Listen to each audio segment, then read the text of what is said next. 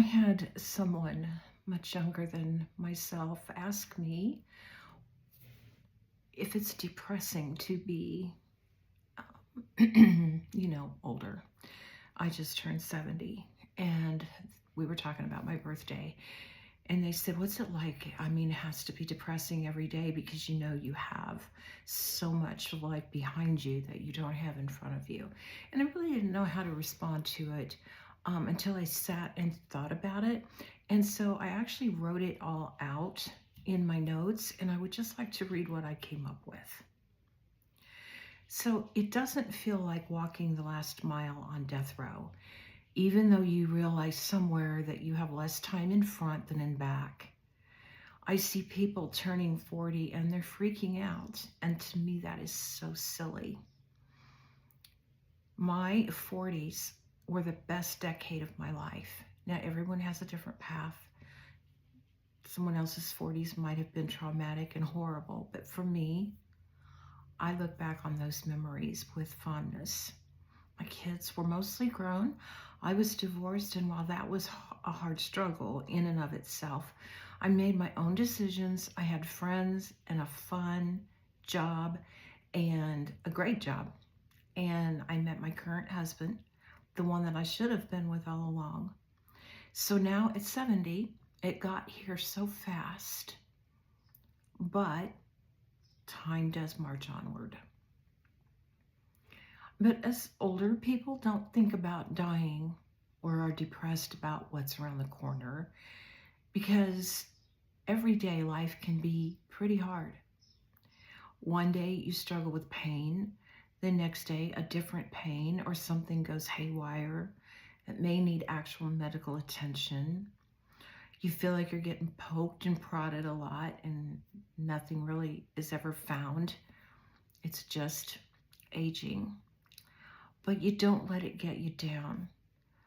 Um, it does get tiring. It does get tiring, but you can't just sit and think, oh, how many more days do I have left in this life? You can't do that.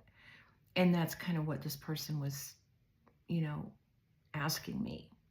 How do you come out of that depression every day? And it's not depressing. So you may privately think about death as peace, which is what I do, as going home.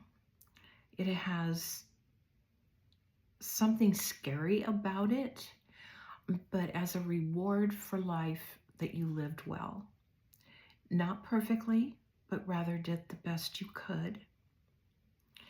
And having a spiritual relationship with God is the only way, to me, that I can get through anything. And so that fear of dying, I don't have, because I know I'm going to a better place. I know that. And I know that I was put here to learn and to touch people and to elevate my soul to another level. And, it may not be perfect, but I did the best I could. And do I have regrets? Yes, but I try to make those in the rearview mirror because, again, I did the best I could with what I had in front of me at the time. So you have to think about it that way and give yourself some grace. And then even with all the people that I may have hurt, all the mistakes I made, still knowing that you did the best that you could have in each situation gives you some peace and reassurance.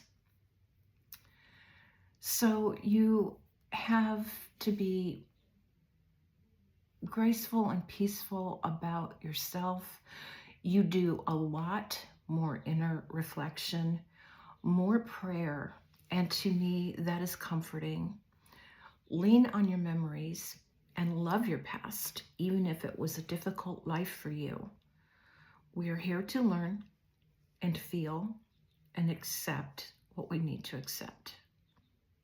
It really is true that if you hurt others, you're essentially hurting yourself because we're all connected to the same source. And I wish I would have learned that much earlier in my life. We are spiritually connected forever and ever. See you next time.